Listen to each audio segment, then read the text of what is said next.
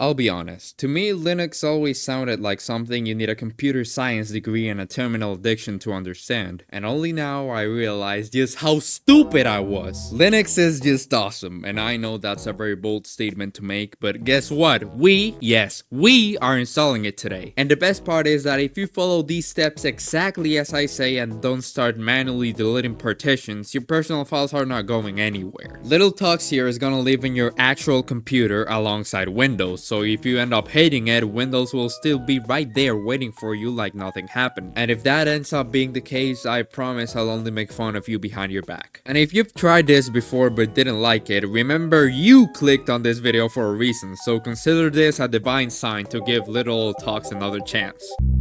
If you've never tried Linux before, you might feel like you're doing just fine with Windows, and that's because nobody misses what they've never had. Imagine with me for a second an operating system that's free, and beyond that it doesn't have ads in the start menu, doesn't force updates that restart your PC mid-presentation, has no background processes quietly eating your RAM for telemetry, because don't panic, but Windows actually spies on you. With Linux, you actually own the system instead of just renting it like everyone does with everything nowadays. And bonus points if you're even slightly curious about cybersecurity, networking, or just computers in general, because Linux is where that knowledge lives. Now, there isn't just one Linux. There are over 300 versions called distributions or distros. Instead, we're installing Linux Mint 22.3 codenamed Cena, released on January 2026. But why Mint specifically? Because it was built for people coming from Windows. You know, taskbar at the bottom, menu at the bottom left, system tray at the bottom right. Your hands already know where to go, and it's based on Ubuntu, which means every tutorial and photomancer on the internet works for you. And it's supported with updates until 2029, so you're not installing something that gets abandoned in like 6 months. And even if 2029 arrived and it stopped receiving updates, it wouldn't matter, because by that time you will be a Linux elder and be able to migrate to almost any distro you want, or even better yet, create one yourself. Now, Mint isn't the coolest, most advanced distro out there, but it's the one that will actually make you stick with Linux instead of uninstalling it after 2 days, and that matters more. For example, right now my main OS is Fedora, and I love it, but it took me a while to get used to it because I jumped to it straight from Windows and I didn't have anyone to help me out with it. But you'll have a distro that will help you get used to Linux without having to use the terminal for everything, and that helps a lot.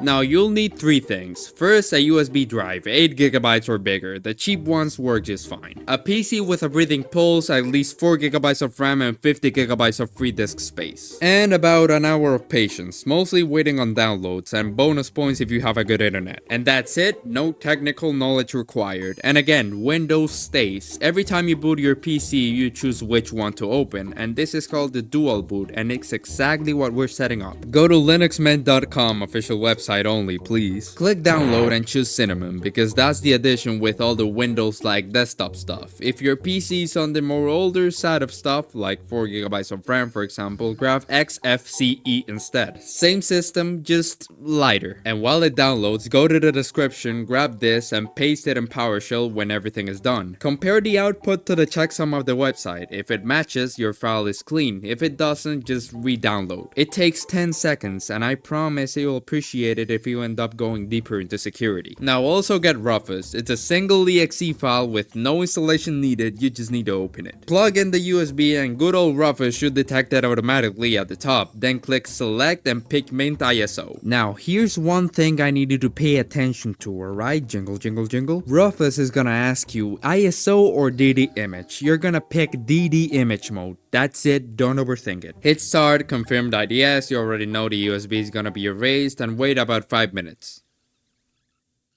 Now you're gonna have to restart your computer, so in case you're watching this video in it, go to your phone, TV, or smart fridge, I don't know. Restart your PC, and the moment the screen turns on, spam one of these keys. This is to, you already know, enter the BIOS. This is the computer settings layer that exists before Windows even loads. It looks a little bit different on every PC, but the concept stays the same. Find boot order and put your USB first. And about secure boot. Mint handles it just fine, so you don't need to touch it. If for some reason your PC refuses to boot from the USB, you just come back here and toggle that off. That fixes it 90% of the time. And funny thing, in my last video I talked about hardening your PC, and because I use Windows as an example, there were an unfathomable amount of comments asking for a Linux version. So fair enough, I ran a poll to see how many people actually used Linux, and So first I'll teach you how to install this bad boy, and in the next video I'll teach you how to make it as unhackable as possible, so if you don't want to miss that, subscribe. Now you'll land on a fully working Linux desktop. This is your live session. It's running entirely from your USB and nothing is installed yet. Before you click install, spend 2 minutes here, connect to Wi-Fi, open the browser, make sure things work. It's almost always a solvable problem, but it's better to find out now than later, and from now on drivers are a serious topic that should not be addressed lightly. If everything works, great, just double click the install Linux Mint icon. Language, keyboard layout, just pretty straightforward stuff. And when it asks you about installation type, choose install Linux Mint alongside Windows. This is the dual boot option. Your Windows drive is not getting touched. You'll also see a slider to divide disk space. Give Linux at least like 50 gigabytes. Come on man, don't be mean. The minimum is 20 gigabytes, but you'll fill that quickly if you actually use it. Username, password, use a real one please, and hit install. On an SSD, this takes around like 10 minutes. On an older hard drive, maybe 20 to 30. Either way, something very cool about Linux is that it is open source. This means anyone can read the code, modify it, and redistribute it. The entire operating system you're about to install was built by thousands of volunteers and companies contributing to the code for free. And that means nobody's hiding anything. No secret telemetry buried in the code base that nobody can see, no mysterious background processes you can't explain. Everything is visible and the entire security community is constantly looking at it. Now compare that to Windows, where the source code is completely private and you just have to trust that Microsoft isn't doing anything weird, which given the ads in the start menu, it's getting harder to do so. And as ironic as it may sound, Linux isn't technically an operating system, it's a kernel. Think of it like the most classic example of them all, an engine of a car. The kernel talks to your hardware, your RAM, your CPU, your storage, and everything else around it. The desktop, the apps, the terminal, it's built on top of that engine. And different distros are basically different cars built around the same engine, which is why there are about 300 of them, and that's why we're picking the one that doesn't require a racing license to drive. Now just remove the USB when prompted and restart. On restart, you'll see the GRUB menu. Two options, Linux Mint or Windows. This is your new normal every time you boot. Now select I'm joking, just select Mint and wait for it.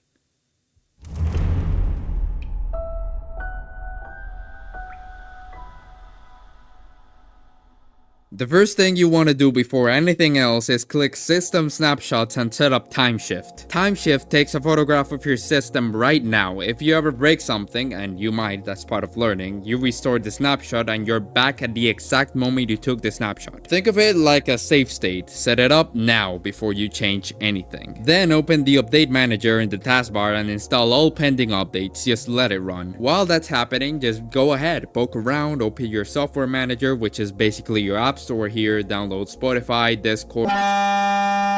And by the way, every Android phone is just a Linux kernel. Every time you open Instagram, stream Netflix, or search something in Google, you're hitting a Linux server. The International Space Station switched from Windows to Linux in 2013, and yes, that means astronauts are APT getting packages in orbit. The reason Linux took over servers and infrastructure is the same reason why it's good for you. It's because it's stable, it's fast, and you control it completely. Remember, a Linux server can run for years without a reboot. Now try that with Windows without wanting to cry. So now that the setup stuff is done, let me show you why people who switch to Linux usually stay on Linux. And I know some of these things can be achieved on Windows too, but here is just so much cooler. Workspaces. Once you get used to this, working on a single desktop feels claustrophobic. The terminal. I know, stay with me now. With a single command, you update your entire system, every single app in just one line. Meanwhile, Windows Update is somewhere in the background silently scheduling a restart during your next video call. And the performance, oh boy, especially on the older hardware. And here's the thing, if you ever want to go deeper, the same terminal you use, that is the same environment where every major hacking and security tool lives. Nmap, Wireshark, just everything. You are, my friend, already closer to that world that you might think. And let's just real talk here, I'm not gonna pretend like Linux is perfect. Some Windows software doesn't have a Linux version yet, so Adobe products, for example, don't run natively here, and if you depend specifically on some professional tools, look them up before committing. There are usually alternatives, but alternatives aren't always identical. Gaming has improved a lot, but not everything works, so check ProtonDB for any game you care about before making any decisions. And, well, the learning curve is real, not steep, but it's there. The first week you'll Google things, and that's completely normal. That's how everyone learns Linux. The community is massive and the documentation will always be there, and remember, Windows is still right there on your machine. This isn't the one-way door, so take your time. Thank you, and let's prove Microsoft they can get away with shoving AI into everything. I mean, they need to pay for that.